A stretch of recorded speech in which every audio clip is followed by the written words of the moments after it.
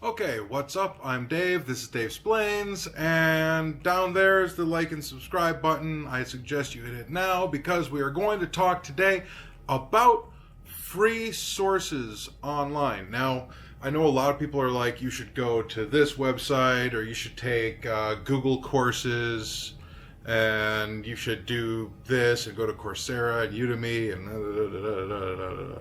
spend money. Look, I'm going to tell you outright, okay? I have a master's degree. I just finished. What I didn't learn in college, I learned from a few sources. Okay, probably number one is, oddly enough, not YouTube. Sorry to say that, but there's a lot of people who are just like gurus who tell you that you should do this, or, 5 reasons why you should become a data scientist and 5 reasons why you shouldn't, and it's just confusing. And then there are some like Keith Ghali, CS Dojo, Socratica, freecodecamp.org. All of them are really good because they actually show you the code and they show you how to do it. You just have to put in the time and remember to hit pause every few seconds. Anyway, but there's also a few websites, and those websites are my two biggest ones that I still use today for references or for practicing are W3 Schools and Replit.com. So I'm going to just cut right here. We're going to go to the laptop and we'll talk about it there. So,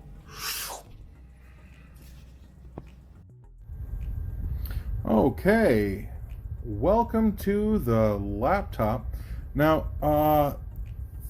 the first one that we're going to talk about really quick is w3schools.com. I do not have an account for this. Most of what you are going to learn is free. There are paid courses right here with certifications, and that's fine. And I suppose the more certifications you have, the better chance you have getting a job. That hasn't worked for me, and I have 3 college degrees, 20 certifications, more than actually, and a few years of experience. So good luck. I think it all really depends on where you live more than anything else. So going into this, you have the ability to learn all sorts of different languages. You've got front end, back end, programming, artificial intelligence, XML. I mean, they really put a lot of work into XML. This is really a lot of XML.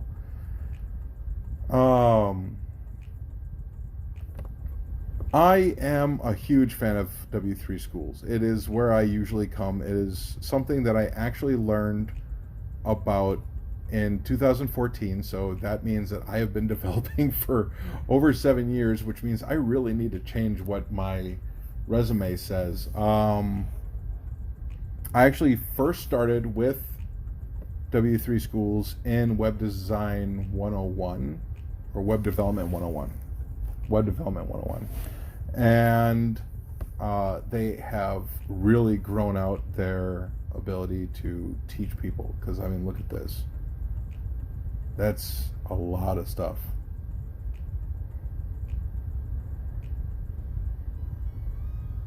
So,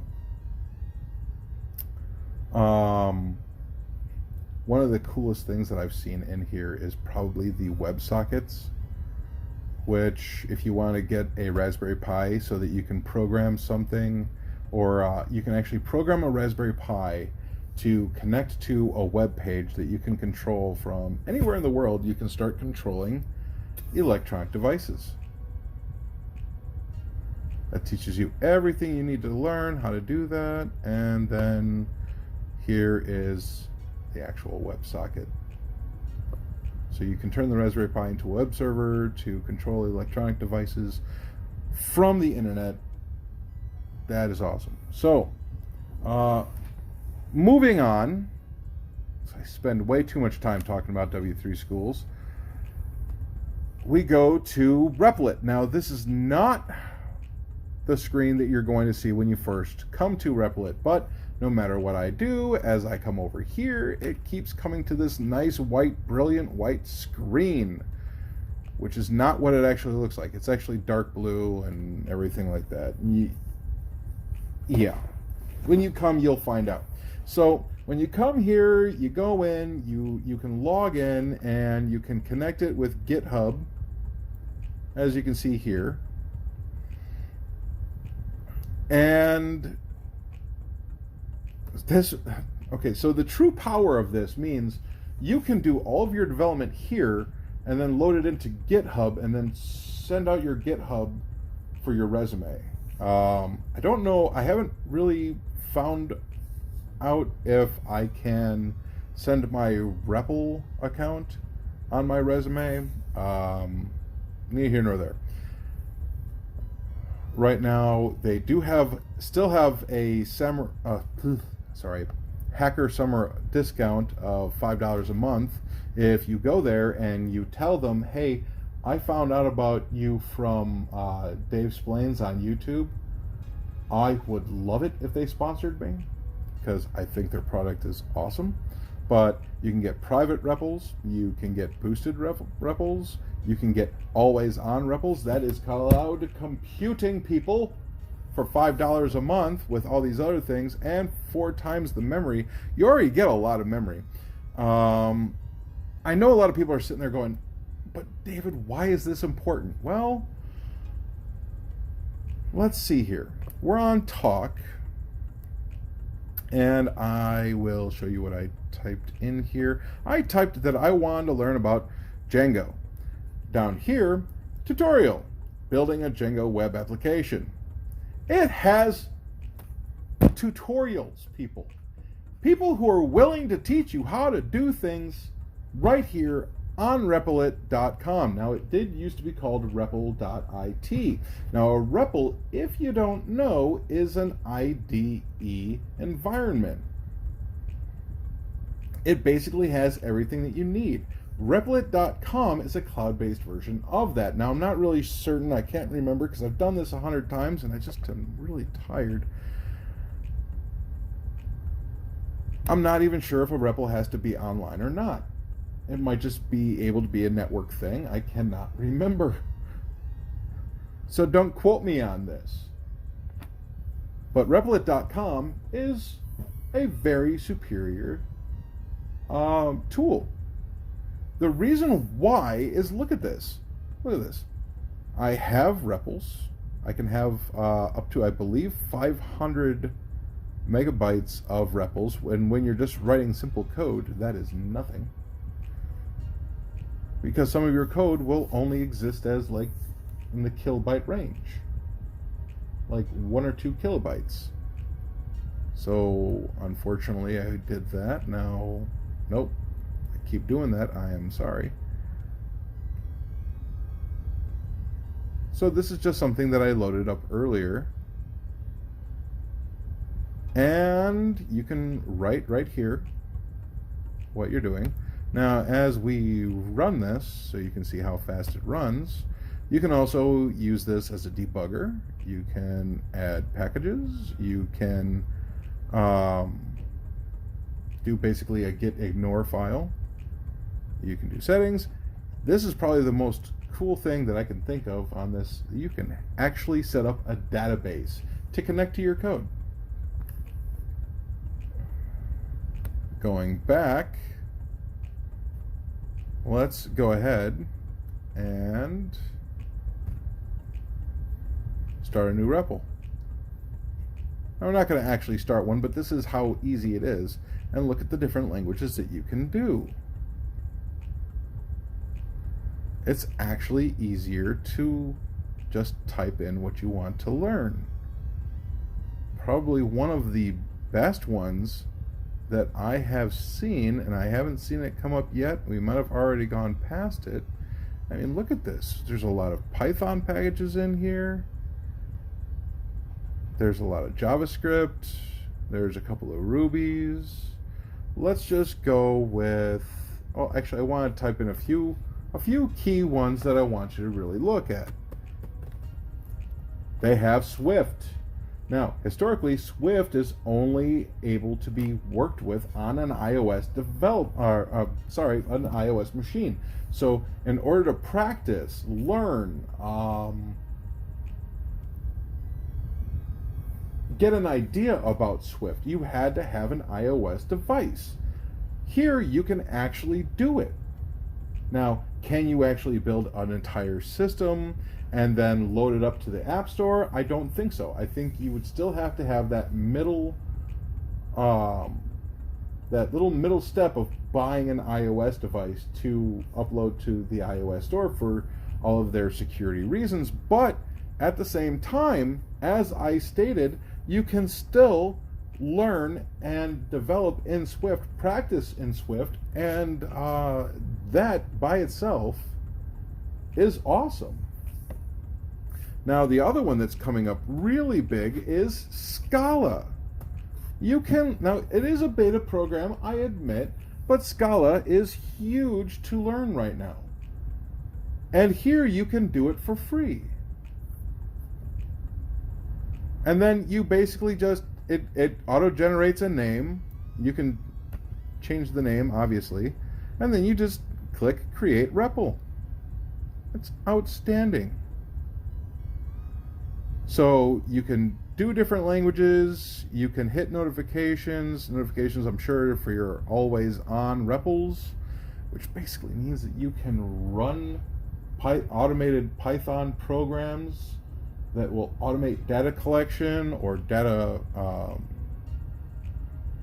manipulation, all sorts of different things. And it's so cheap or free. You just do it yourself if you really want to. Just log in at every morning at 5 a.m. and hit run if you really want to. All right, so my next one, and it's actually 4 on my list, but I mean, I'm trying to go with the more practical, useful ones because I keep talking too long, mostly because of REPL and also my feelings on Codecademy. So we're going to skip Codecademy and go to edx.org. Now, edx.org has the ability to teach you all of these different things, including data analysis and statistics. So, let's go and find out about data analysis and statistics.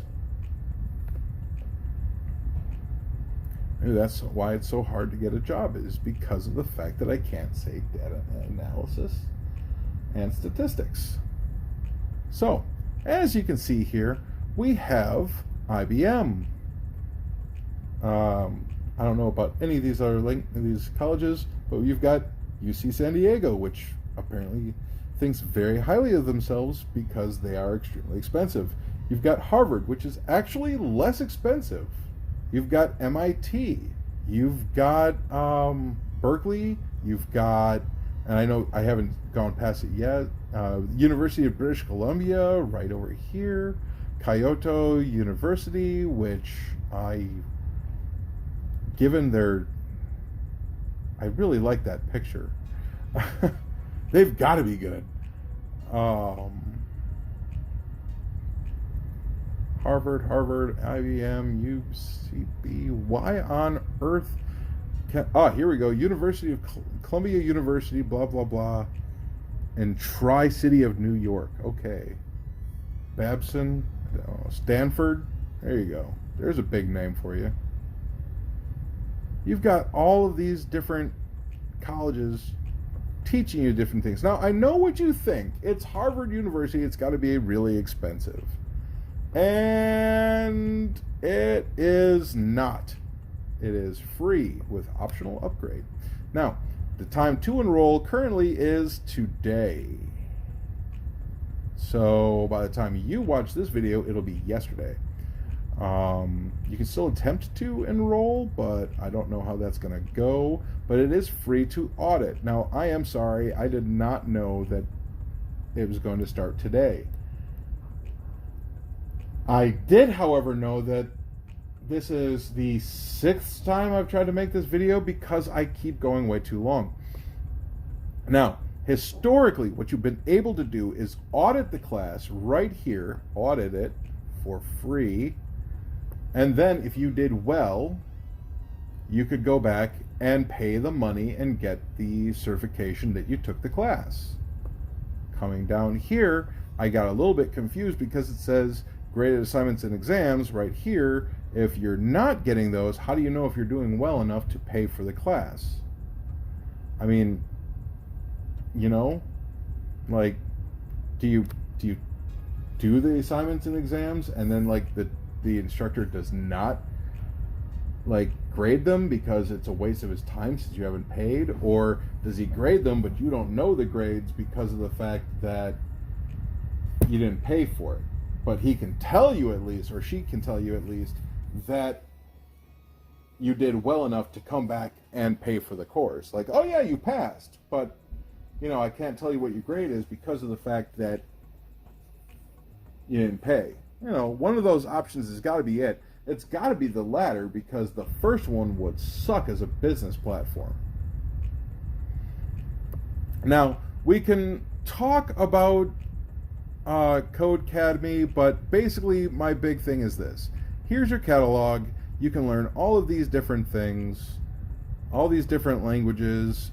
Down here, oh, you can learn Swift here now. That's good.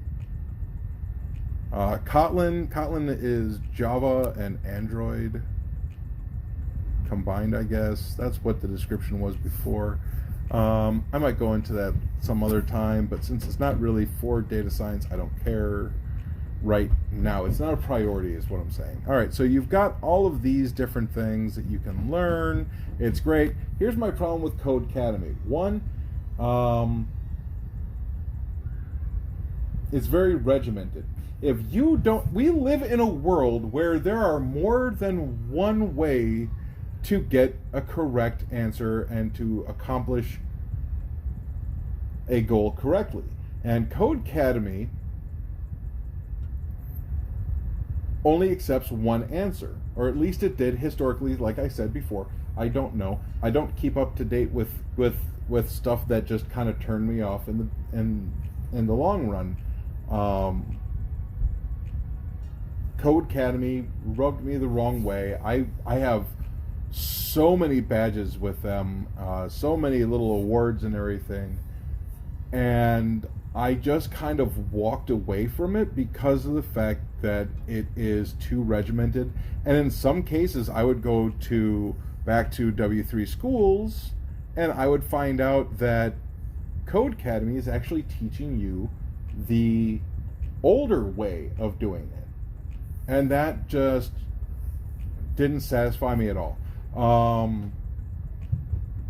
And then two, it switches out what's free and what's not free. Now, I mean, it's really easy. If it just says course, it's free. If it says pro course, pro career path, whichever, it's not free. Really simple. But like some of these things, they constantly switch in and out if it's free or not, and it's just kind of annoying, especially when you can go over here to W3 schools and it's free. You can go to Replit.com and it's free. Now, I know they got to make money, and I respect that, but if you're going to be highly regimented and you're going to charge money and you're going to be a little bit old in development, I don't know if you're really worth it.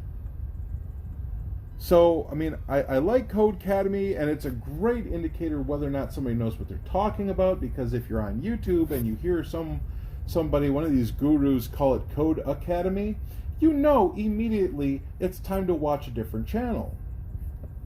That being said, let's go over to Stack Overflow. Now, Stack Overflow, I hated during my undergrad because Stack Overflow didn't seem to ever have like these nice little votes, or else the votes would be the same going down. I don't really remember because it was years ago. But I used to call it just another list of things that didn't work, because I would try in development, I would ask a question, and it'd always be Stack Overflow. Stack Overflow's got your answer. Here's the problem. Every time I did something that somebody else told me I should do, according to Stack Overflow, it didn't work. Suddenly, though, here's the cool thing. I went to grad school, I didn't use Stack Overflow for the longest time, and then I got a job. And periodically, I would ask a question, and then it would go to Stack Overflow. Or my boss, my manager, would say, just use Stack Overflow. And I'd be like, I don't like Stack Overflow. I went to Stack Overflow, suddenly it works. I'm just saying, this whole voting system where you can vote up and down answers, it's great. My final one is Khan Academy, and this is just something that you can even learn about in Khan Academy is heart surgery even. It's insane what you can learn with Khan Academy. Now, you also have all of these other things, but you'll notice that this is a little bit more directed towards children. This is a little bit more, I mean, I shouldn't say that. I'm sorry. For any of you who, are learning about this stuff and they're doing like a little bit more basic stuff, or it's your first year in college, and you have to go back a little bit to to test and everything, and you're doing this. I respect that, and I'm sorry, there are some college courses in here, but I mean it's a little bit more directed towards children. Now, I'm not going to lie, I am going to come back for the multivariable calculus, differential equations, and statistics and probability. I'm going to go check out those courses. I'm not going to lie. I'm interested. There's also a few other things in here that I wouldn't mind, going back over again. So, and they've got these great, down here, they've got these great life skills that I think everybody should take a look at every once in a while. So, I mean, while Khan Academy I haven't really used during my college education, at least not during my bachelor's or my master's. I mean, I think I did a little bit in the beginning of my bachelor's. I think I might have looked at it a little bit during a couple of math classes. I really didn't use it that much. Definitely not during my master's degree. But, I mean, it still has its place. And if you're a younger person who is watching my videos, well, welcome. I'm glad that you're getting in there when you're young and that you know what you want to do now. If you're doing this for a lot of money, though, there are better ways of making a lot of money. Just saying. So, that being said, these are my 6 sources, and really you could just kind of cut off the last 4. I still think EDX is definitely something that you want to check out, but as you can see here, it's per semester.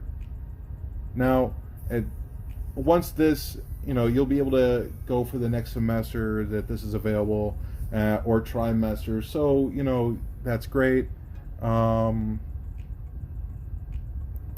But really, I like the open-ended ability to learn from Replit.com and W3Schools.com.